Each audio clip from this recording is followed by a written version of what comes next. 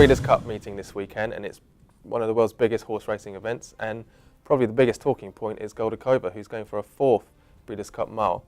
And a big question is, Paul, can she do it? Well, I'm sticking with Goldacova anyway. Yeah, I know what you're going to say. She's been beaten in 3 of her last 4 starts. But actually, if you look at the races, it's not quite the same. Don't forget, Olivier Pellier was putting up 2 pounds overweight when Goldacova was only beaten a length by Canford Cliffs in the Queen Anne Stakes at Royal Ascot. So that's pretty much even. For my money, the ground was too soft for her when she was second behind Immortal First and Pujac Malwa. And a furlong too short when beaten by Dream Ahead. So it's not as if she's out of form. You've just taken the words out of my mouth. There you go. And I personally think a tight American track just suits her down to the ground. Yeah, she's drawn in stall 1, isn't she? So she can actually just slip in behind like she wants and just run a race. Gives her options. Yeah. Pellier's got options. I mean, certainly Freddie Head wasn't worried, so why should I be? Exactly. Main dangers, can Gio Ponte overturn the form from last year?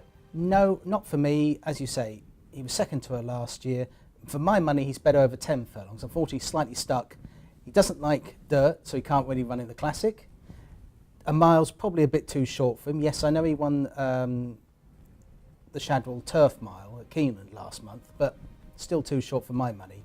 And don't forget, I don't think he's necessarily that good because he spent all of this summer chasing Kate Blanco's tail around America. That's true. Anyone else in that field that you like? Well, you can't rule out Strong Suit. I mean, he is good. He's improving. He won the Challenge Stakes by 4.5 lengths last month. But, crucially, he's never won over a mile. This might be his best chance. Flat, tight track. But he's never won over a mile. So, for me, I'm sticking with Goldacova. And he's never won at Group 1 level as well. So, he's got a mountain to climb, really, especially against a supermare, who Goldacova is. Case proven. Let's go to the next race. Another race which the Europeans have had a cracking record in recently is the Breeders' Cup Turf. And Serafina will probably head the market, but is the ground going to be soft enough for her? Yeah, I think so. And just going back to what you're saying about the dominance, I mean, they've got the top 5 in the betting this year. Europe has won this race 8 times in the last 10 years. That's taking into account the half the High Chaparral got when he dead heated with Johar at Santa Anita in 2003. But going back to this year, there's been some rain. Not sure how much, but probably just about enough for Serafina. She should like that. And I think her form stacks up well. Yep, she was only 7th in the Arc, but she was on the wrong side of the draw. She never really got into the race till it was too late. Her form for me, Grand Prix de Saint-Cloud earlier this season where she beat Cirrus des Aigues. That horse went on to win the Champion Stakes, and that gives her a nice solid look to her form. It's probably as good as anything in Europe we've got. So Michael Stout brought Workforce to this event last year, but he withdrew him because of concerns over the ground. Now, the ground's going to be fast again this year, but will he run Sea Moon?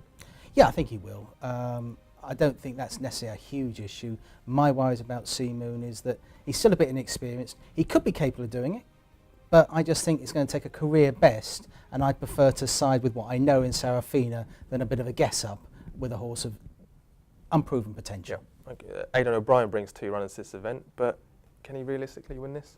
Well, considering that Await the Dawn was at death's door after he ran in the international stakes, I think it's a major achievement to even get him back on the track. And for me, Sir Nicholas Abbey, okay, I know he was a champion 2-year-old, but there's not been enough I've seen of him since then to make me think he can win a race like this. So as I say, I'm going to stick with the French horse. Now, the big event of the weekend is the Breeders' Cup Classic, and Aidan O'Brien again has a runner in this, in So You Think. Now, he's supposed to be a world beater, but he hasn't been able to produce it in Europe. Can he do it in America? Well, I'd slightly disagree about he can't produce it. I mean, don't forget, this horse who can't produce has gone and won the Eclipse, and he's won the Irish Champion Stakes, fair point. and another Group 1 race on top of that. I mean, I'll tell you what, I'd like a yard full of horses who can't produce that. Aidan went on record as saying that he feels that for the Classic, you need a battle-hardened horse.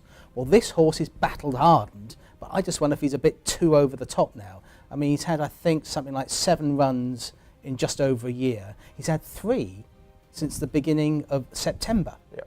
And I just think that might be a little bit too much. Another thing I'm worried about is they don't know if he'll go on this dirt surface. Which runs really deep, doesn't it? It does. Now, he's by High Chaparral. Now, High Chaparral is by Sadler's Wells. That's turf pedigree. So that's another thing I've got against him. And I actually prefer Uncle Mo. Now, there have been people in America who have been writing Uncle Mo off. So that worries me. But I'm looking at it and thinking, well, first thing that says, will he stay 10 furlongs? Yes, he will. Well, he stayed 8.5 as a juvenile at Churchill Downs when he won the juvenile 12 months ago. So I'm not worried about that. His form tailed off before he was scratched from the Kentucky Derby.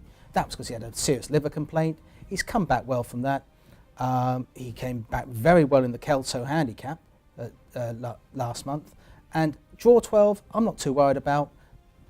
Don't forget that Invasor and Tisnell both won the Classic at Churchill from wide draws. So for me, Uncle Mo, happy families all round. So there you have it. We think Uncle Mo will be playing Happy Families for Todd Pletcher, who's looking for his first Breeders' Cup Classic. And if you have any views, give us a comment on our YouTube channel.